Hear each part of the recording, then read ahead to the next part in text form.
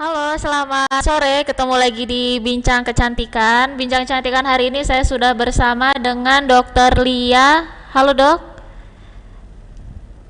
Halo, selamat sore. Halo Mbak Dini. Halo teman-teman Halo. Tribun. Iya.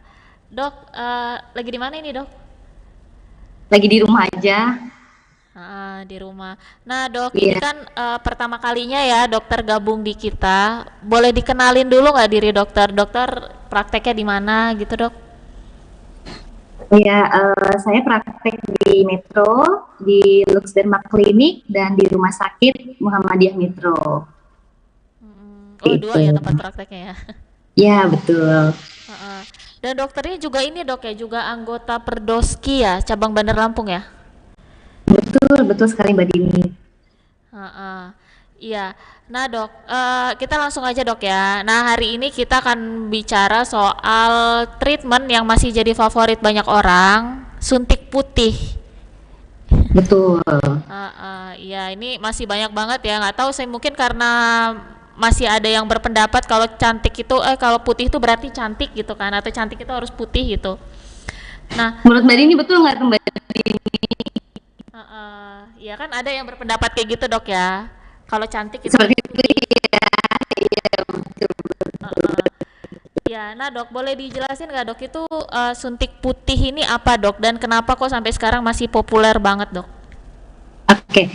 Jadi sebenarnya kalau untuk menjelaskan definisi dari suntik, sebenarnya suntik putih itu di literatur baik dari textbook maupun jurnal atau penelitian itu tidak ada sih sebenarnya yang khusus meneliti atau menjelaskan tentang suntik putih. Jadi awalnya sebenarnya bisa adanya suntik putih itu jadi pada beberapa penelitian pasien dengan kanker seperti kanker prostat, kanker kolon seperti itu diberikan vitamin C ataupun glutathione megadose. Ternyata efek dampak lainnya selain memperlambat pertumbuhan sel kanker tersebut, efek lainnya itu ternyata di kulit pasien lebih cerah gitu dampaknya. Nah, setelah itu baru sering dilakukan adanya suntik putih tersebut gitu. Kalau yang marak di Indonesia sih sebenarnya yang saya perhatikan suntik putih itu adalah suntik yang memberikan vitamin C, glutathione atau yang lagi marak menyuntikkan ke suntik kromosom ya di belakangan ini. Seperti itu. Iya, itu suntik putih yang aman yang dokter jelasin itu ya Dok ya? Oke, yang aman nanti kita bedakan lagi. Kita kan lagi ngomongin yang lagi maraknya gitu ya. Ya kita ngobrol yang aman dulu ya Dok ya. Nah itu Betul. suntik putih yang dokter sebutkan tadi itu tuh bisa dilakukan di mana Dok? Di klinik Oke, kecantikan kah? jadi sebenarnya gini, suntik putih itu eh, yang sering dilakukan, yang belakangan ini sering dilakukan ada vitamin C, glutathione dan kromosom. Nah, sebenarnya suntik yang ada BPOM-nya yang dapat dilakukan yang boleh dilakukan hanyalah vitamin C. Jadi sebenarnya glutathione ataupun suntik kromosom itu tidak berbepom di Indonesia sampai saat ini saya belum menemukan yang ada BPOM-nya seperti itu. Jadi sebenarnya yang boleh dilakukan sebenarnya hanya yang vitamin C saja seperti itu. Tapi saya juga orang tuh banyak yang suntik suntik putih mungkin karena banyak ya di sosial media tuh uh, menjelaskan bahwa kalau putih itu cantik, putih itu bagus gitu. Apalagi sekarang kan tren belakangan ini lagi berkiblatnya ke arah Korea gitu kan, pengennya putih, pengennya cantik. Tapi sebenarnya kalau menurut saya kulit yang putih itu belum tentu cantik dan putih itu belum tentu sehat seperti itu. Sebenarnya kalau kita lihat kayak supermodel kayak Tyra Banks atau Naomi Campbell atau seperti Halimah itu kan sebenarnya kulitnya juga tan gelap tapi kulit tipe 6 tapi dia tetap cantik, tetap menarik gitu. Jadi sebenarnya cantik itu tidak harus putih sebenarnya seperti itu. Iya. Nah, jadi dokter itu menyarankan kalau untuk suntik itu lebih baik yang vitamin C itu ya, Dok ya. Betul, vitamin C gitu. Dan juga dilakukannya jelas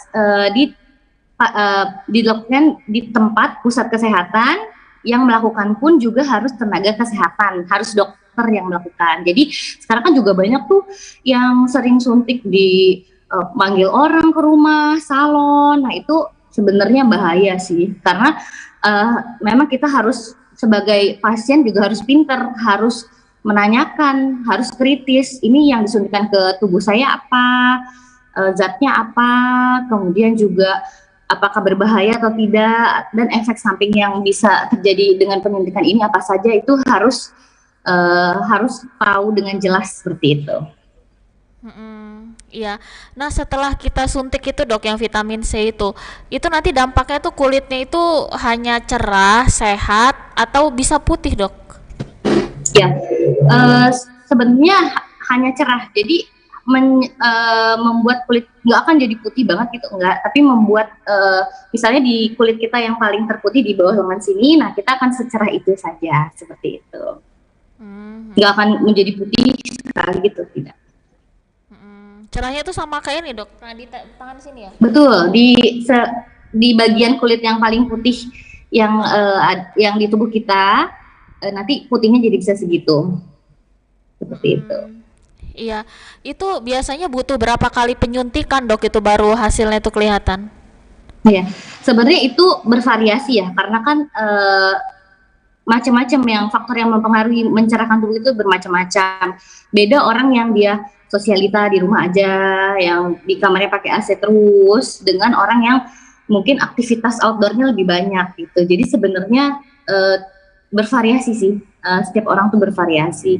Ada yang mungkin 1 bulan atau 2 bulan gitu bisa. Tergantung dari aktivitas pasien tersebut juga. Iya, ya kalau aktivitasnya di bawah panas-panasan terus ya nggak akan cerah-cerah ya dok.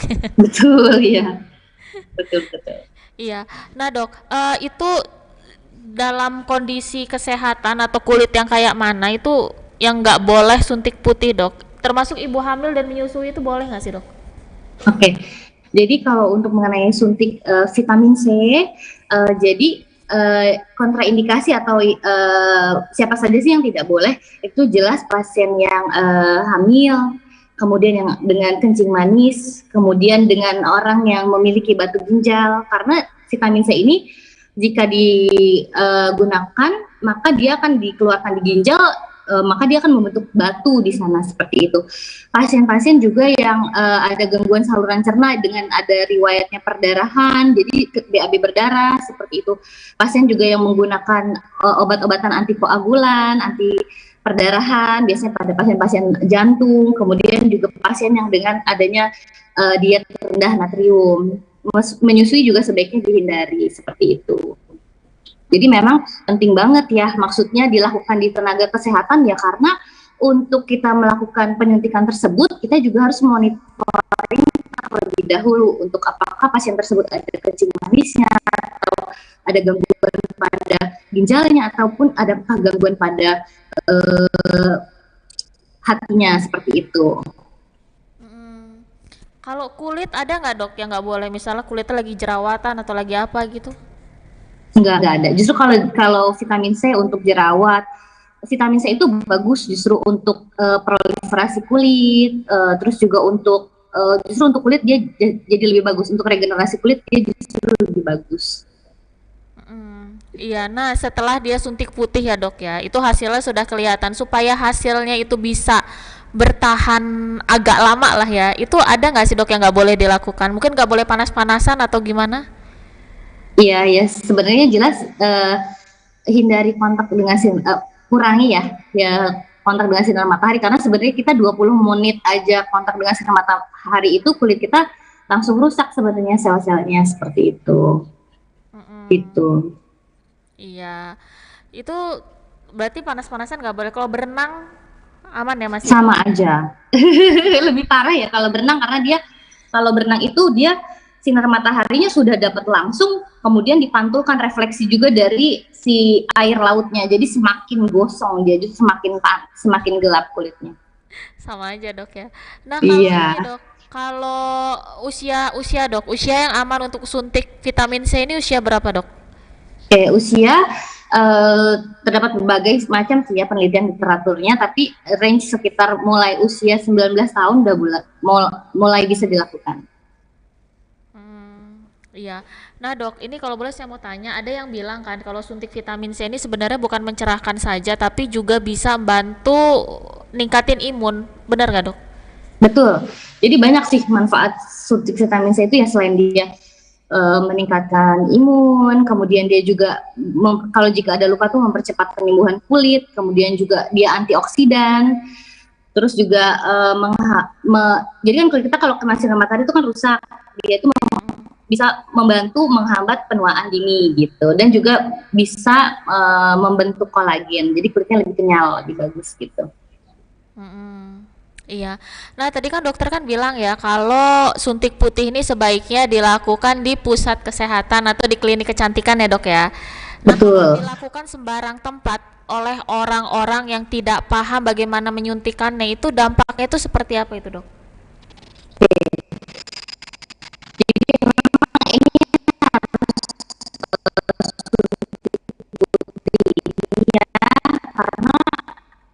Pembuluh darah itu akan memperdarahi seluruh tubuh kita. Jika dampak yang bisa terjadi, pertama bisa infeksi. Yang bahaya ini adalah infeksi yang jika dia menyebar ke seluruh tubuh seperti itu ya. Penting kenapa harus dilakukan oleh tenaga kesehatan, karena pertama alat-alatnya harus steril untuk mencegah infeksi tadi. Pasien yang dimasukkan bisa terjadi demam. Pasien juga bisa mengeluh adanya nyeri perut ataupun kram. Bisa juga terjadi adanya pada jangka panjang gangguan fungsi hati, pasien merasa kesemutan, pusing, muntah, terus bisa juga yang terakhir adalah shock anafilaktik, ini yang berbahaya. Makanya harus dilakukan skin test terlebih dahulu, apakah pasien alergi atau tidak terhadap vitamin C tersebut gitu. Nah, kalau misalnya sampai terjadi shock anafilaktik ini bisa mengakibatkan kematian seperti itu. Ya, sorry dok, infeksi yang dokter maksud itu infeksi apa itu, Dok? Nah, jadi misalnya kalau misalnya alat untuk penyuntik ke dalam tubuh kita itu tidak steril, tidak bersih, maka yang terjadi akan dia bisa terkontaminasi oleh bakteri, di mana bakteri ini ketika masuk bersama suntikan tersebut, maka dia akan masuk ke dalam pembuluh darah kita. Jadi tubuh kita bisa terinfeksi bakteri seperti itu. Dampaknya terinfeksi bakteri itu apa, Dok? Apa yang dokter sebutkan tadi itu ya, mual, muntah? Nah, dampak terinfeksi bakteri dia bisa, kalau jika infeksi itu terkena ke seluruh tubuh, maka berujung pada kematian seperti itu jika tidak ditangani dengan tepat. Tanda-tanda awal infeksi, Dok, itu gimana? Tanda-tanda awal infeksi demam salah satunya. Seperti itu. Demam, terus mungkin ada mual, muntah. Ya, demam, mual, seperti itu. Nyeri, seperti itu. Iya. Nah itu, Dok, itu dampak-dampak yang dokter sebutkan tadi itu tuh bisa langsung terasa atau ada jeda waktunya gitu nggak, Dok? Oh ya, kalau untuk dampak yang tadi ada yang langsung bisa terjadi, ada yang beberapa hari, dan ada yang bulanan seperti itu. Jadi ada yang langsung, ada yang harian dan bulanan seperti itu. Iya. Kalau dampak ke kulit itu ada nggak, Dok? Ada. Jadi untuk dampak ke kulit pada orang yang alergi ya, dia jadi terjadi gatal pada kulitnya seperti itu. Terus juga pada daerah suntikannya tuh terasa nyeri seperti itu. Ya, nah dokter kan spesialis kulit ya, Dok ya. Dokter pernah nggak menemukan dampak dia suntik sembarangan ya? Terus dia terkena dampaknya di kulit. Pernah nggak, Dok, ketemu? Sampai saat ini belum. Belum ya, Dok? Itu makanya perlunya kita melakukan skin test terlebih dahulu tuh seperti itu. Ya. Nah, kalau kita sudah ketemu dampak yang di kulit itu, Dok, itu gimana, Dok? Harus langsung ke spesialis kulit atau gimana itu? Betul, langsung berobat pada yang ahlinya seperti itu. Jadi harus datang ke dokter spesialis kulit dan kelamin terdekat. Karena ada beberapa obat yang harus diberikan. Iya, itu pengobat kalau dokter ketemu dengan pasien yang gitu ya dok ya, itu pengobatannya seperti apa yang dokter berikan? Jadi yang alergi ya, yang tadi alergi berarti kita bisa berikan tergantung sebenarnya alerginya seperti apa. Tapi kita bisa berikan obat anti radang, kemudian obat anti gatal, kemudian juga ada salep yang kita bisa berikan untuk menenangkan alerginya tersebut. Mm-mm. Sedangkan kalau yang berat tadi yang seperti shock itu mungkin kalau shock itu memang perlunya dilakukan di pusat kesehatan dengan tenaga kesehatan itu karena untuk melakukan suntik tersebut kita harus menyiapkan terlebih dahulu harus sudah punya anafilaktik shock kitnya. Jadi pada pasien yang tiba-tiba shock, tiba-tiba dia tekanan darahnya turun langsung pingsan, kita harus sudah siap, harus ada oksigen, harus ada suntikan untuk anti shocknya tersebut, ada obat-obatan yang kita berikan seperti itu.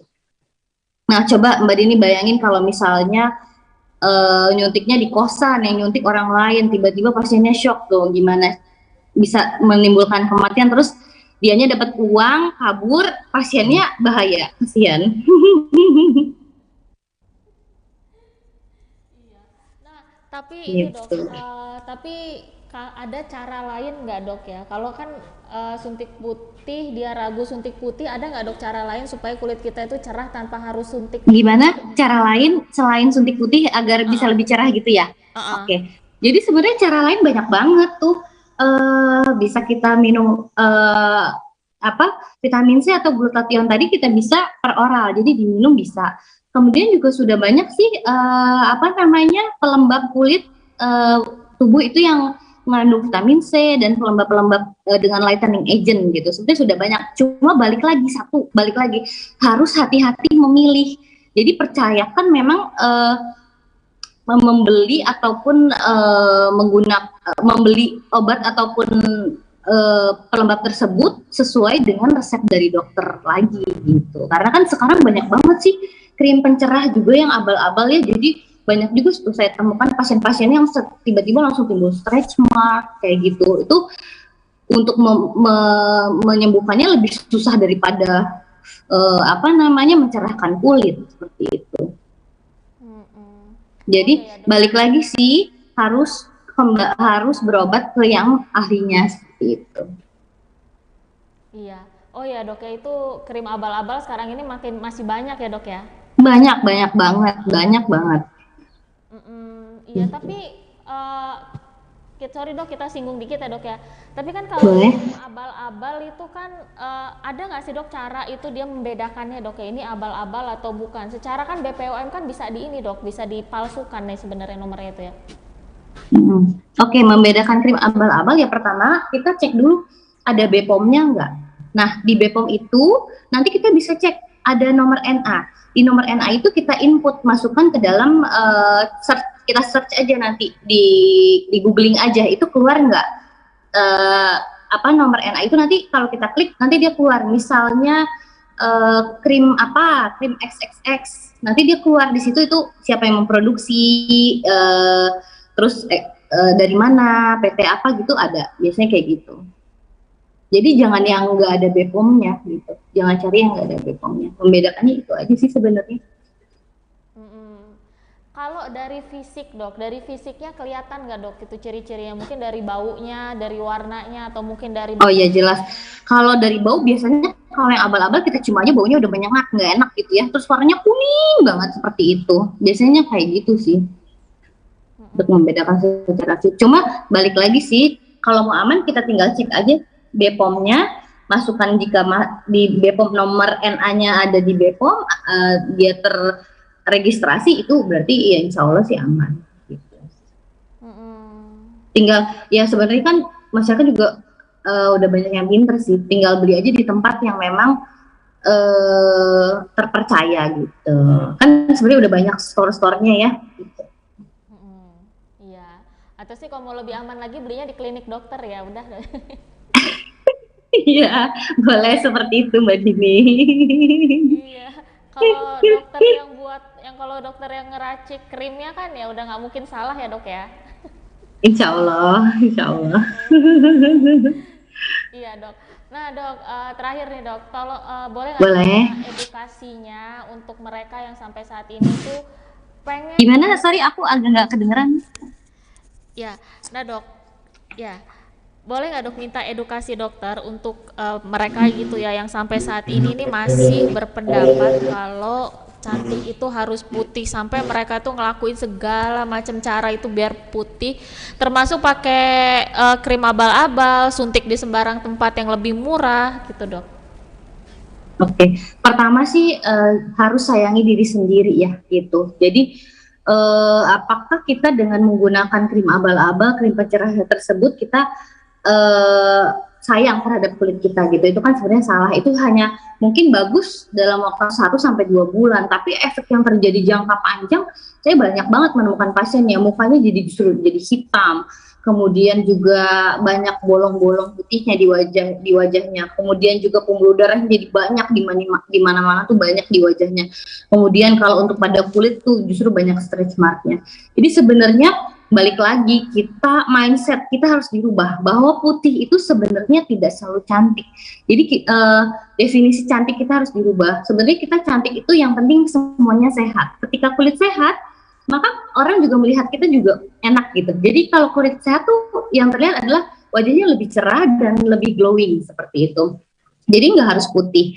Kemudian juga definisi cantik yang lainnya ya kepribadian yang menarik, kemudian berpakaian yang sopan, yang bagus seperti itu, tutur kata yang lembut, itu justru definisi cantik sebenarnya gitu. Jadi harus dirubah sih mindsetnya seperti itu.